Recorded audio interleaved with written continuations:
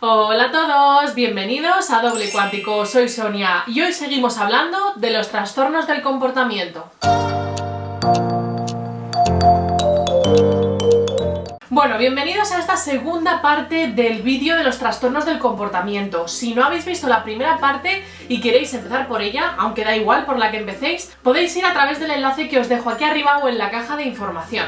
Lo podéis ver a continuación de este si preferís. En principio creo que no voy a hacer alusiones entre vídeos, así que vamos a seguir viendo estas características que conforman los trastornos del comportamiento. Vale, seguimos ahora con la pérdida del conocimiento y el coma. En la pérdida del conocimiento o el coma, el paciente desconecta completamente su cerebro, su sistema. Puede ser de manera transitoria, como la pérdida del conocimiento, o de manera más permanente como el coma. Los dos conflictos que se dan para que se produzca este bloqueo y desconexión total van a ser, por una parte, un miedo a la enfermedad. Tengo miedo a la enfermedad o me siento impotente ante padecer una enfermedad o tener una enfermedad. Y, por otro lado, es un conflicto de miedo que me llega de frente, como antes que hemos comentado, ese susto que de repente nos dan o esa situación que de repente nos encontramos súbitamente y nos paraliza el miedo. Cuando ambos impactan de manera unísona y de frente, digamos que el sistema desconecta, es incapaz de abordar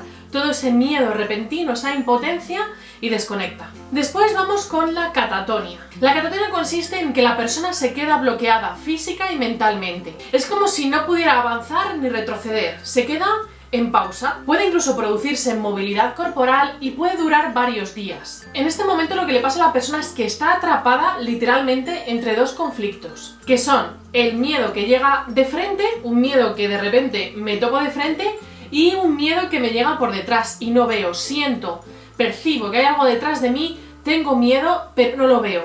Entonces me quedo bloqueada entre este miedo de frente y este miedo que viene por detrás.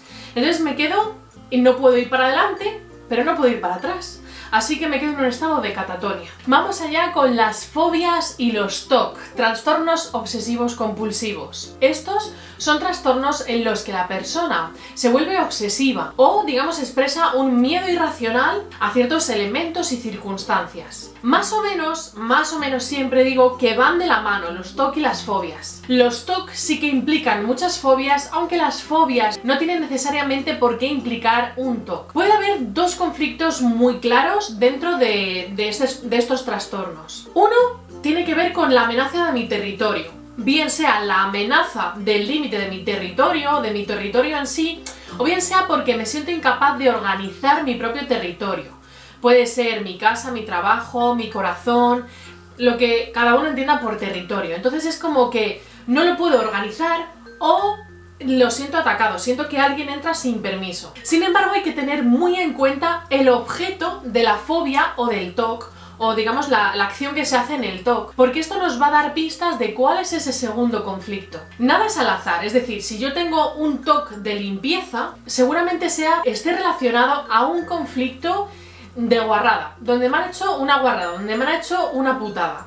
Entonces es como que el trastorno lo llevo al extremo contrario, limpio para limpiar ese conflicto de guarrada. O por ejemplo, tengo fobia a volar. Esto va a implicar que uno de los conflictos ha sido la amenaza del territorio directamente. O bien de pánico, he sentido un pánico extremo ante alguna situación. Si combinamos estos dos, va a dar como resultado ese TOC o esa fobia. Si seguimos indagando en este tipo de trastornos, nos encontramos con los ataques de pánico. Se produce cuando una persona sufre un ataque porque siente un miedo irrefrenable a un peligro muy fuerte. Y ese peligro puede ser cualquier cosa, lo que esa persona considere peligroso. Los ataques de pánico se pueden enmarcar dentro de los trastornos de ansiedad, aunque también se pueden dar de manera aislada. Los dos conflictos que lo van a programar van a ser dos conflictos de miedo. En dos situaciones diferentes voy a sentir un miedo intenso. Sin embargo, el ataque se desencadena cuando viene el tercer conflicto, cuando viene la tercera circunstancia que me da ese miedo muy grande. Entonces ya es como que mi sistema llega hasta su límite, se bloquea y entro en ataque de pánico. Uno de esos conflictos de miedo puede ser la separación de una persona o algo o alguna circunstancia a la que yo siento que protejo. Entonces cuando eso se va de mi protección y yo no le puedo proteger, siento ese miedo. uno de los conflictos puede ser ese tipo de miedo, ese tipo en concreto. Vamos a pasar a la amnesia. Bueno, la amnesia es un trastorno en el que la persona sufre una pérdida de memoria en la que es imposible recordar. Puede ser una amnesia total o una amnesia parcial y puede afectar, digamos, a cosas en concreto. Por ejemplo, se pueden olvidar nombres, números de teléfono, fechas, etc. Los dos conflictos que van a provocar la amnesia van a ser conflictos de separación o también de agresión. Puede ser que yo me haya tenido que separar de algo o alguien o alguna circunstancia, o que algo me agreda, siento una agresión de algo o alguien. Entonces me tengo que separar de ello para evitar el daño. Y si es algo en concreto a lo que se tiene amnesia, como os decía, las caras, los números, etc., se tendrá que buscar el conflicto dentro de ese ámbito. Por ejemplo, no recuerdo bien las caras. Veo las caras y no sé asociarlas. Entonces vamos a buscar un conflicto en el que la persona haya vivido una situación en la que, por ejemplo, haya pensado, es que no quiero volver a verte la cara. En estos rifirrafes que tenemos a veces es como, mira, vete que no te quiero volver a ver la cara. Pues esta persona en este momento grabó esa orden en el cerebro y olvida directamente las caras. Vamos con la rigidez mental. Este es un trastorno interesante. Son personas inamovibles, cabezotas, muy juiciosas con los demás, muy críticas. Digamos que las cosas solo tienen una manera de hacerse y es la suya. Este trastorno puede abarcar todos los aspectos de una persona, o puede que una persona sea de esta manera en un solo aspecto. Por ejemplo, en el trabajo. En el trabajo soy así, pero en mi vida social y en mi familia no soy así. O puedo serlo en todos los aspectos de mi vida. O por ejemplo, cocinando soy muy maniático, pero en el resto de cosas me da igual. En este caso lo que se está produciendo es un hipercontrol del cerebro, donde el tálamo, la región de nuestro cerebro, ha tomado el control por completo. El tálamo es donde, digamos, entra toda la información y es el que se encarga de dirigirla. Te manda una parte al consciente, te manda una parte a los nervios, etc. Es como que distribuye la información. En este conflicto el tálamo no delega nada. Este trastorno da lugar a personalidades obsesivas, muy perfeccionistas y con cierta dificultad para adaptarse a los cambios y tomar decisiones. No quiere decir que todas estas características se den juntas. Tú puedes ser una persona obsesiva, pero muy capaz de tomar decisiones. O puede que se den las dos juntas. O puede ser que no puedas tomar decisiones y no seas nada obsesiva. Es decir, estos rasgos no se tienen por qué dar todos. Entonces este trastorno lo van a provocar dos conflictos que están afectando directamente al tálamo. El tálamo es la central, como hemos dicho, del juicio, de la información. Así que van a ser dos conflictos en los que me siento juzgado, bien sea por los demás o por mí mismo. Esto hace que la persona pierda confianza en sí misma. Entonces el cerebro decide delegar todo al tálamo, que es el juez. Es como, no voy a poder discernir bien por mí misma porque me van a juzgar mal, entonces lo dejo todo a orden y juicio del tálamo. Así que se vivirán dos conflictos de juicio. Vamos allá con los trastornos del sueño, muy importantes y muy curiosos. Dentro de este grupo encontramos el insomnio, la hipersomnia, también podemos citar el sonambulismo e incluso el bruxismo, esto de apretar los dientes y chirriarlos durante la noche. Bueno, esto consiste en que nuestro periodo de sueño se ve alterado de alguna de estas maneras. Duermo poco, duermo mucho, me levanto, chirrío los dientes. Los conflictos que la provocan van a ser, por un lado, de miedo a algo o a alguien, pero luego vamos a tener ligeras pistas según el trastorno. Por ejemplo, en el insomnio nos está diciendo que tenemos que permanecer vigilantes ante algo. Tenemos que estar bien despiertos para evitar el peligro. Así que, si no tengo sueño, puedo estar vigilando y viendo que no viene ningún peligro.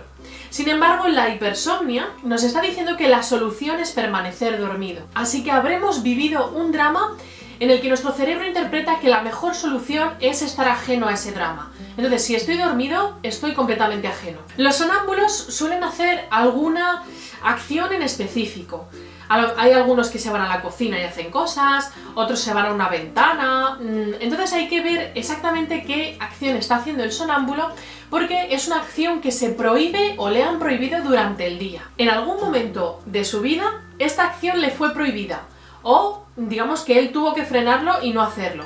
Entonces durante la noche el inconsciente va a hacerla repetidamente, porque es la solución. Y en el bruxismo, digamos que la persona chirría los dientes y la sensación es como si se estuviese callando. Es como, me tengo que morder la lengua, me tengo que morder la lengua, y es toda esta tensión que sale por la noche porque durante el día o en algún momento concreto nos estamos callando algo. Puede ser secretos, pueden ser cosas que evitamos decir. Entonces el bruxismo sale por la noche. También puede estar relacionados con gemelos muertos o gemelos que hemos tenido en el vientre y que se han muerto, o hermanos muertos, o dobles en la familia que tengamos, que seamos subyacentes, es decir, que se hayan muerto antes de nacer nosotros y nosotros como que expresamos lo que ellos no dijeron. Puede estar también relacionado con este mundo. Así que curiosos los trastornos del sueño. Vamos ahora con los trastornos de la alimentación. Aquí vamos a encontrar trastornos como la anorexia, la bulimia o incluso los atracones de comida. En general son trastornos en los que la persona tiene una mala relación con la comida y vuelca sus problemas en ella. Es decir, son trastornos en los que la comida es el problema o la comida es la solución. Por supuesto, es totalmente inconsciente e incontrolable. Entonces, si el problema es con la comida, ya tenemos una pista de cuál es uno de los conflictos.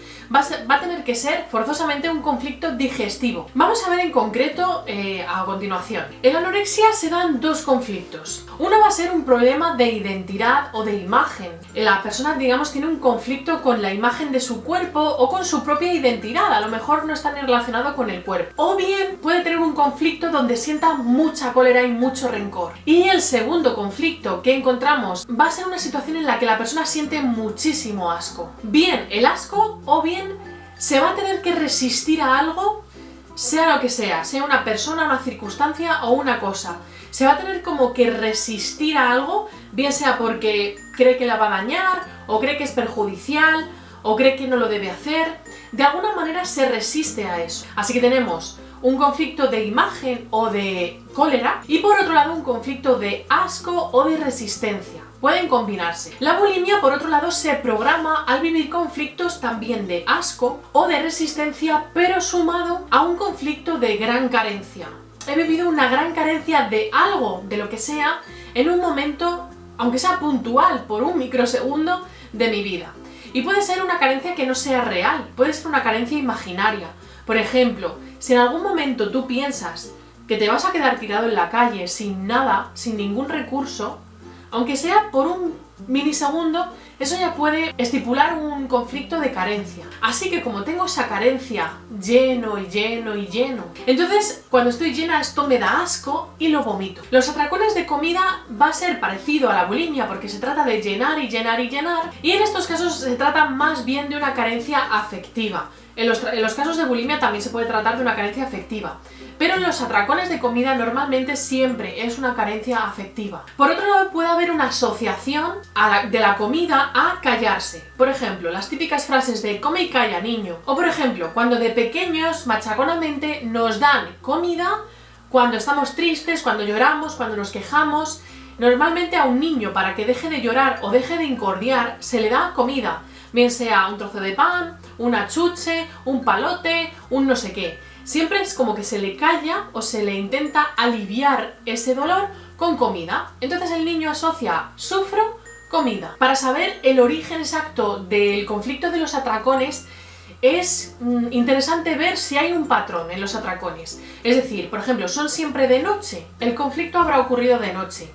¿Son siempre a una hora determinada o con una comida determinada? Hay que buscar ese pequeño patrón, porque nos ayudará a tener las pistas del conflicto original. Por supuesto, para hacer estos trastornos de la alimentación, los conflictos han tenido que ser profundos, graves para la persona. Vamos entonces con las adicciones. Vamos a ver, aquí atentos porque todos en mayor o menor medida tenemos adicción a algo. Las adicciones tienen el objetivo de transportarnos a otro lugar. Nos sacan de este mundo para llevarnos a otro. Normalmente ese otro mundo es más agradable, más placentero. Por lo que se deduce que uno de los conflictos ha sido bien de miedo, de pánico, entonces no me gusta estar aquí porque siento miedo, siento pánico, entonces me quiero ir, o bien de amenaza en el territorio. Yo estoy tan tranquilo en mi territorio y viene algo y me amenaza, entonces me quiero ir. Por otro lado, hay que tener en cuenta el objeto de la adicción, porque esto nos dará pistas de cuál es el otro conflicto que está soportando esta adicción. Vamos a ver los ejemplos más clásicos. Por ejemplo, las drogas, adicción a las drogas. Si son drogas inyectadas, al inyectarse la droga en sangre quiere decir que es un conflicto con la sangre. Y la sangre no es símbolo de otra cosa, sino de la familia.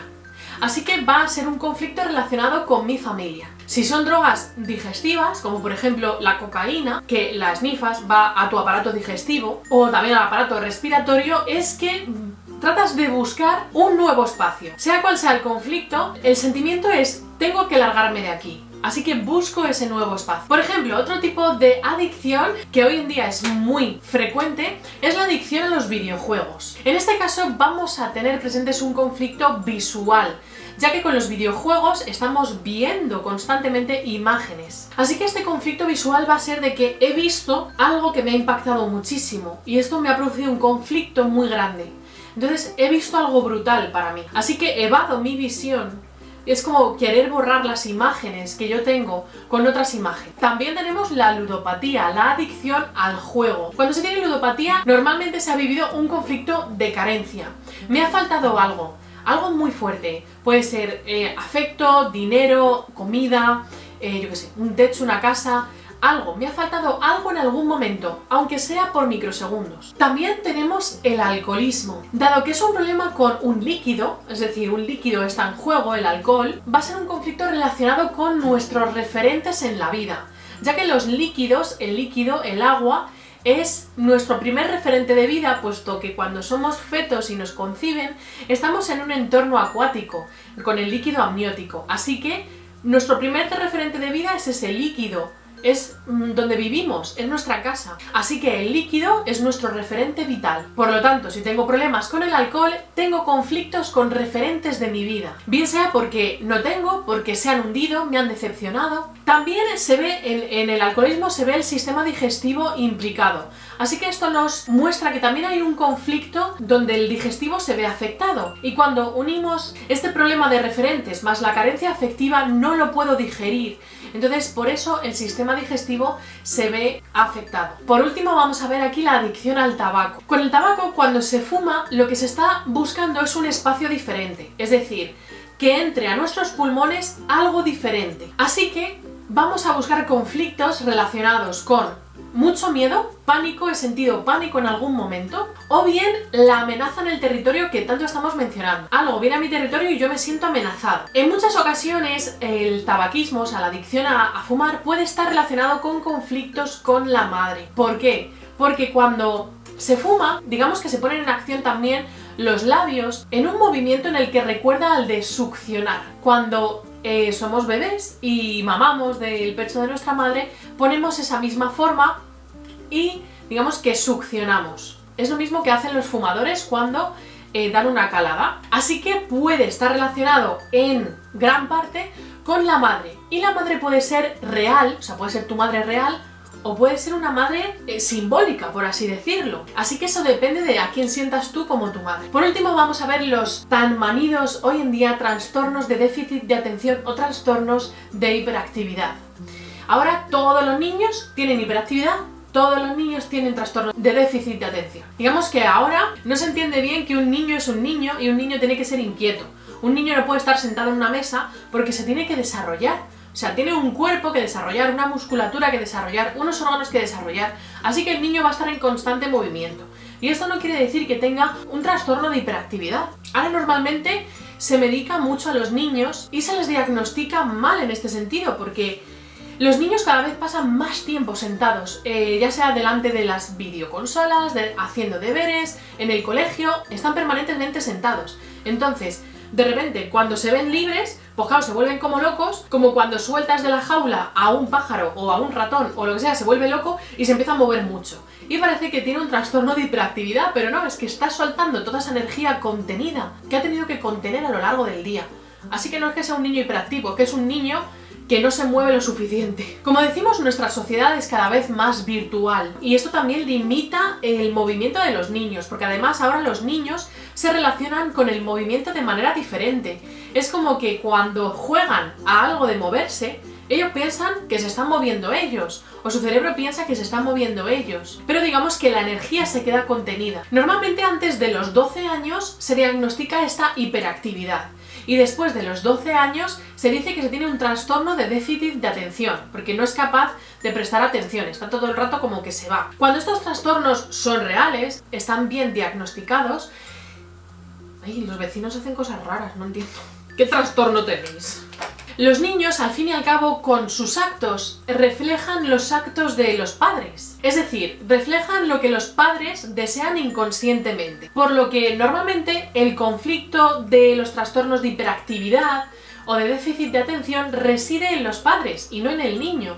El niño está haciendo la solución al conflicto de los padres. Por lo que normalmente, si el niño es menor de 10 años, se suele trabajar con los padres. Aquí pueden ser varios conflictos los que los padres estén viviendo. Por ejemplo, clásicos que se han dado muchas veces. La madre, durante el embarazo de ese niño, siente, bueno, pues le siente moverse y tal, y que da pataditas, y de repente llega unos días que no le siente. No se mueve, no siente nada. Y pasa un día y pasa otro, y entonces se empieza a preocupar. Ay, Dios mío, estará muerto, estará muerto, estará muerto. Entonces, bueno, se va a hacer pruebas y ven que todo está bien. Así que la madre ahí se relaja. Pero inconscientemente queda grabado. Si te mueves, estás vivo.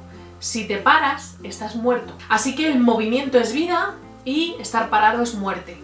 Así que el niño, cuando nazca, va, digamos, a expresar ese miedo de la madre, ese miedo inconsciente, y se va a estar moviendo todo el rato, como diciendo, mamá, que estoy vivo, que no te preocupes. También puede darse un conflicto en los padres en los que su movimiento se ha visto coartado, se ha visto frustrado. Es decir, han querido hacer algo, por ejemplo, un deporte, o yo qué sé, y puede ser de pequeños incluso, o sea, yo qué sé, por ejemplo, al padre se quería apuntar a fútbol y los padres no quisieron apuntarle nunca a fútbol. Entonces el padre se ha quedado como con esa frustración de jugar al fútbol. El caso es que se han visto como frustrados en una acción, en un movimiento que ellos querían hacer. Es decir, han vivido un conflicto motor. Por eso el niño se mueve tanto, porque el niño aporta la solución.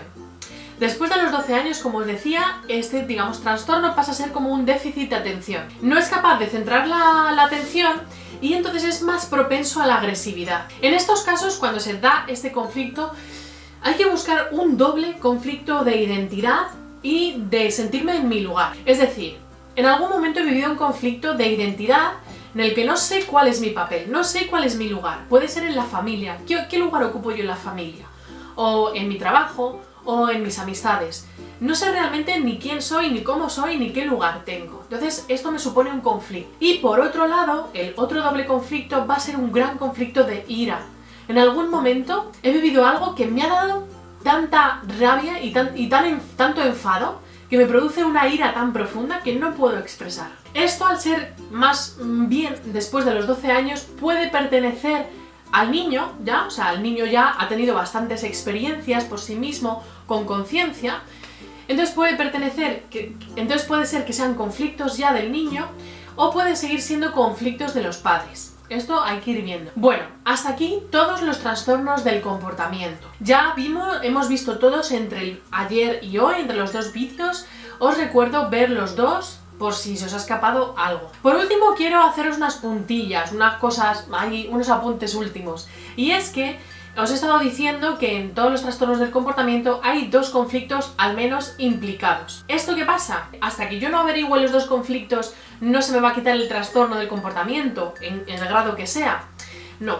Realmente cuando se soluciona uno de esos conflictos, el trastorno desaparece, porque ya solo queda un conflicto. Entonces, para provocar el trastorno necesito dos conflictos. Así que cuando soluciono uno, mi trastorno del comportamiento desaparece. No es necesario, por lo tanto, buscar los dos. Si tú te has visto reflejado en algo y tienes uno de los conflictos claro, tienes que tomar conciencia de que ese es el origen del problema y, digamos, tratar de superar ese conflicto. A veces no podemos por nosotros mismos y necesitamos un terapeuta que nos guíe. Pero la toma de conciencia es muy importante. Es importante para aquellos que pues queráis indagar más o a lo mejor hacer terapia, y esto es como un vídeo de repaso, e incluso trabajar con vosotros mismos. Es muy importante cuando trabajamos los conflictos que están soportando un trastorno de comportamiento, no hacer ejercicios de imaginar. No podemos decir, imagina que estás en un campo y no sé qué, imagina que viene no sé quién, nada de imaginar. Porque precisamente el trastorno del comportamiento está hecho en la psique y no podemos reforzarlo con ejercicios de la psique. Así que todo el rato tendremos que estar como volviendo a lo físico, en plan, ¿qué sientes? ¿Qué sientes en el cuerpo? ¿Qué ese dolor? A ver, amplifica ese dolor, como para que la persona baje de la psique a su cuerpo y entre en contacto con lo que está sintiendo físicamente. No podemos irnos a perseguirle a su mundo de delirio, porque es que nos perdemos nosotros detrás de él. Es importante también, aunque no hayamos descrito todo en detalle, es importante ver los comportamientos en exceso que tenemos nosotros. Porque aquí obviamente no se puede decir todos los aspectos de una persona, porque las personalidades son tan amplias y tan ricas en aspectos que es imposible decirlo todo. Pero por ejemplo, si tú tienes algún comportamiento que dices tú, ay, es que esto es un exceso, o no me gusta, o me siento incómodo pero no puedo parar de hacerlo, pues eso indica que es un pequeño trastorno de tu personalidad. Y por supuesto, como hemos estado viendo, también tiene su doble origen o incluso más. Por ejemplo, os voy a poner un ejemplo para que os quede, para que veáis claro. Por ejemplo, una de las cosas que yo trabajé cuando di este curso de trastornos del comportamiento es como mi necesidad de tener la última palabra. Yo tenía como una necesidad incontrolable de tener la última palabra. Entonces, en una discusión, aunque yo no tuviese razón, aunque yo no razón, sino aunque yo no fuese a convencer a la otra persona, yo tenía que decir como lo último. Entonces hay unos ejercicios súper bonitos. Bueno, un ejercicio en concreto muy bonito, que os voy a preparar 2 vídeos para que vosotros podáis hacerlo si es que tenéis algún trastorno de estos de personalidad, alguna puntilla en vuestra personalidad que queráis trabajar y pulir, como por ejemplo esto de tener la última palabra. Entonces es súper bonito, os voy a hacer un vídeo contándoos en qué consiste y otro vídeo con el ejercicio guiado. Así que espero que estéis muy atentos al canal, suscribiros si es que no lo estáis para no perderos este tipo de cosas que te van a ayudar fácil, inmediatamente en tu desarrollo de vida, y lo mejor es que es totalmente gratuito. Así que bueno, espero que os haya gustado, sobre todo que os haya sido útil estos 2 vídeos. Muchísimas gracias por haber estado ahí aguantando mi verborrea. Y nos vemos en el próximo vídeo. Besos a todos.